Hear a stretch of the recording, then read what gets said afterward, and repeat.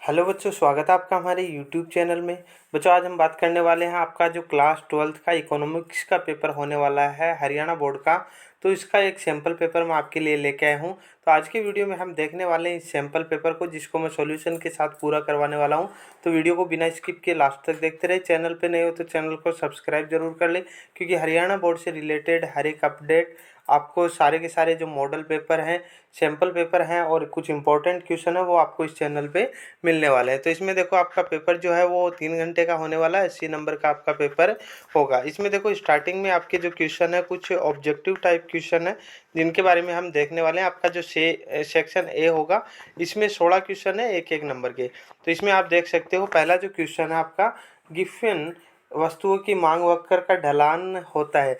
तो मांग वक्र का जो ढलान होता है गिफन, तो ये कैसा होता है आपका, धनात्मक होता है, पॉजिटिव मांग वक्र होता है। उसके बाद देखो अगला जो है, उत्पादन स्तर शून्य होने पर स्थिर लागत होती है। तो उत्पादन स्तर अगर जब शून्य होता है तब आपकी जो स्थिर लागत होती है वो भी कैसी होती है, धनात्मक होती है, पॉजिटिव होती है।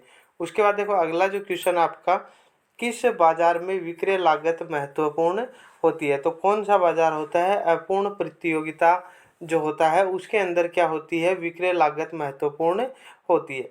उसके बाद देखो अगला जो क्वेश्चन आपका, निम्न में से कौन सा अप्रत्यक्ष कर है। तो अप्रत्यक्ष कौन सा होता है, उत्पाद कर होता है, वो अप्रत्यक्ष कर होता है। उसके बाद देखो अगला जो क्वेश्चन है, यदि सीमांत उपभोग प्रवृत्ति एक है तो गुणक का मान होगा। देखो सीमांत उपभोग प्रवृत्ति का मान अगर एक है तो गुणक का मान कितना होगा। इसके लिए हम देखते हैं। देखो इसमें आपके पास शून्य, एक, दो और अनंत, तो इसमें क्या हो जाएगा, अनंत हो जाएगा। उसके बाद देखो अगला जो क्वेश्चन आपका, निम्न में से कौन से कारक आपूर्ति में कमी लाते हैं। तो कौन कौन से कारक हैं जो आपूर्ति में कमी लाते हैं। तो इसके लिए देखो आपके पास है, साधन कीमतों में गिरावट, अन्य वस्तुओं की कीमतों में कमी, उत्पाद शुल्क में वृद्धि, उपयुक्त में से कोई नहीं। तो इसमें कौन सा आ जाएगा, उत्पाद शुल्क में वृद्धि हो जाएगी, जिससे क्या होगा, आपका आपूर्ति में कमी आ जाएगी।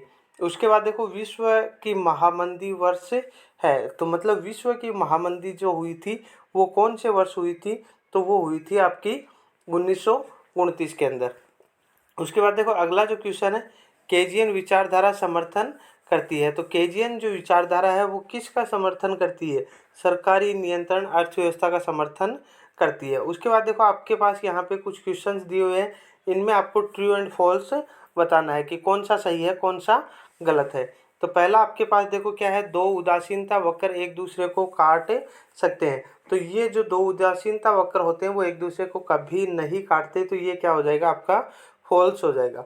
उसके बाद देखो लोच का गुणांक शून्य है जब मांग पूरी तरह से लोचदार होती है। तो इसमें देखो गुणांक का मान शून्य नहीं होता जब मांग लोचदार होती है, मतलब ये भी क्या हो जाएगा, आपका फॉल्स हो जाएगा। उसके बाद देखो कर एक स्वैच्छिक भुगतान है। तो देखो कर स्वैच्छिक भुगतान थोड़ी होता है, तो ये भी क्या हो जाएगा, फॉल्स हो जाएगा, ये मतलब अनिवार्य भुगतान हो जाएगा।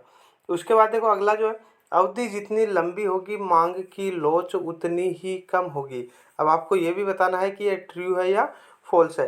तो इसमें देखो आपके पास क्या हो जाएगा, अवधि जितनी लंबी होगी मांग की लोच उतनी ही अधिक होती है।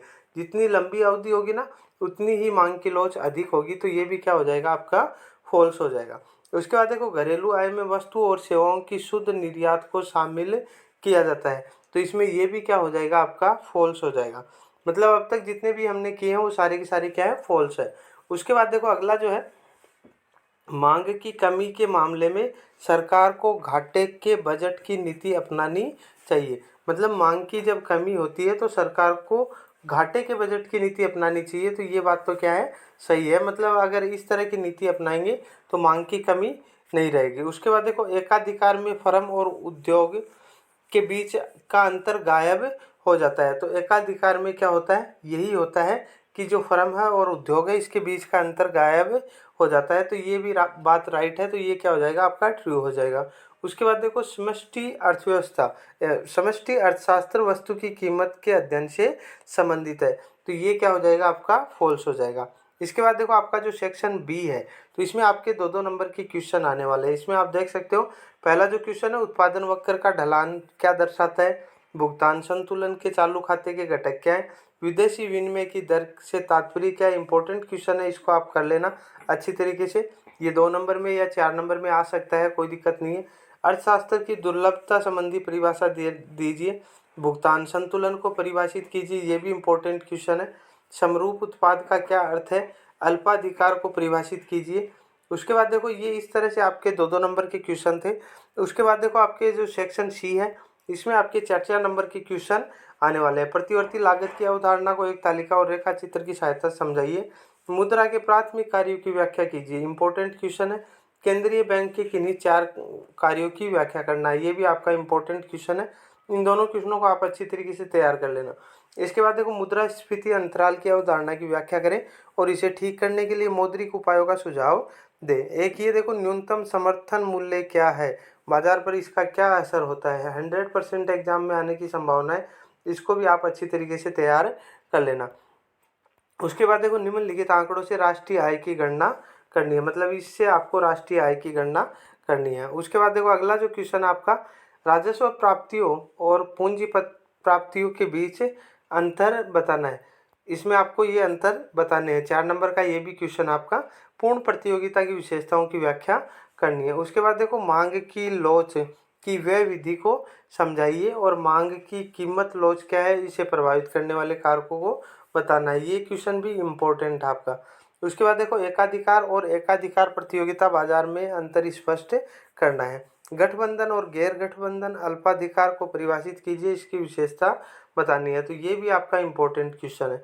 उसके बाद देखो राष्ट्रीय आय की गणना के लिए आय विधि की व्याख्या करनी है, इस विधि की कोई 2 सावधानियां आपको लिखनी है। तो इस तरह से आपका जो ये पेपर है वो आने वाला है, इसको आप अच्छी तरीके से तैयार कर लेना और किसी भी क्वेश्चन में अगर डाउट हो तो कमेंट बॉक्स में बता देना, उसका समाधान आपका कर दिया जाएगा। तो सभी स्टूडेंट्स को एग्ज़ाम के लिए best of luck. Thank you.